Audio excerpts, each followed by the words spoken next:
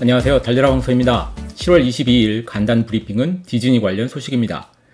디즈니 주식 지금 사야 할까로 영상을 올린 적이 있어 그에 대한 팔로우업의 의미도 있습니다. 디즈니 월드 테마파크 개장을 하고 마스크 착용 정책을 강화한 이후 방문자들의 불만이 커지고 있다는 뉴스가 나왔습니다. 힘들게 재개봉한 디즈니 테마파크는 현재 정상 가동이 아닙니다.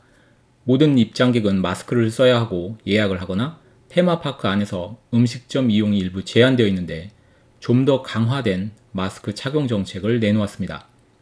걸어다니면서 먹는 것을 제한한 것입니다. 방문자들은 이제 걸어다니면서 음료수를 마시는 것도 제한을 하냐며 불만이 더욱 커졌습니다. 한 이용자는 디즈니 파크에 완전한 정상 상태가 되었을 때 가기를 원한다며 100도가 넘는 온도에 마스크를 쓰고 싶지는 않고 걸어다니며 먹을 것을 먹고 싶다고 말했습니다. 계속 어려움이 있는 분야는 테마파크만이 아닙니다. 영화 뮬란은 개봉을 7월 24일에서 8월 21일로 또 미루었습니다. 세 번째 개봉 연기인데 코로나 재확산으로 인해 8월 21일 개봉도 제대로 이루어질 것인지 모르겠습니다. 이처럼 영업이익의 70%를 담당하는 테마파크, 호텔, 극장, 영화 산업이 아직도 정상적으로 움직이지 못하고 있고 코로나 재확산으로 인해 어떤 영향을 받을지 더욱 불투명한 현실입니다. 그런데 어제 21일 오후 CNBC 파이널 트레이드에서 한 애널리스트는 디즈니 주식을 추천했습니다. 안 좋은 소식들이 많이 있음에도 불구하고 주식이 버텨주고 있다는 이유를 들었습니다. 백신 개발이 9월경 완료되고 2차 팬데믹이 오지 않으며 올해 안에 이 사태를 해결할 수 있다면 아주 좋을 텐데요. 마침 22일 오늘 The Mostly Fool에서는 디즈니가 넷플릭스를 이길 수 있는 두 가지 이유라는 기사를 내보냈습니다. 첫 번째는 라이브 스포츠입니다. 디즈니는 ESPN을 소유하고 있는데 모든 메이저 스포츠 경기를 보려면 여기를 통할 수밖에 없습니다. 저도 컥스TV를 끊고 넷플릭스를 이용하며 제일 답답한 것은 스포츠 경기를 보기 쉽지 않다는 것입니다. 현재 ESPN은 디즈니 소비자 상대 사업부에서 가장 빠르게 성장하는 분야이고 1년에 259%의 성장을 이루고 있다고 합니다. 두 번째는 디즈니가 보유한 IP를 꼽았습니다.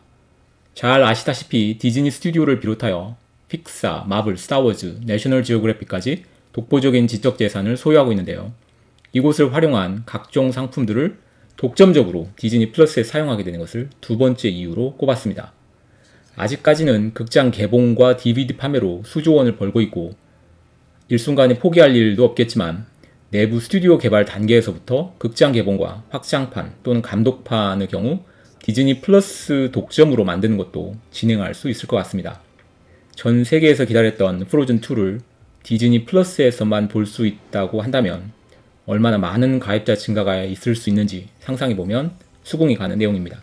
디즈니는 ESPN 플러스를 훌루와 디즈니 플러스를 묶어서 번들 패키지로 12.99달러에 내놨습니다.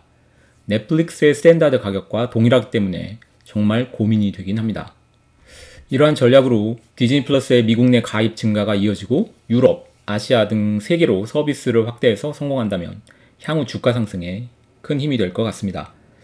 하지만 올해까지 디즈니의 재무제표는 좋지 않다는 점 꼭 염두에 두셔야 합니다.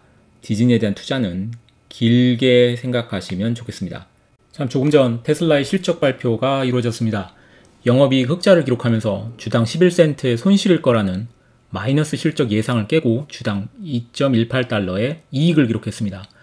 밸류가 너무 고평가되어 있다. 흑자가 나지 않으면 S&P 500에 진입해서 머무는 것도 힘들다. 라는 혹평을 받았었는데 깜짝 실적을 보여주면서 앞으로의 주가를 버티는 힘을 만들어낸 것 같습니다. 이 정도면 인정해줘야겠네요. 장외 거래에서는 7% 이상 급등했다가 조정되는 모습입니다. 내일 더 알찬 소식 전하겠습니다.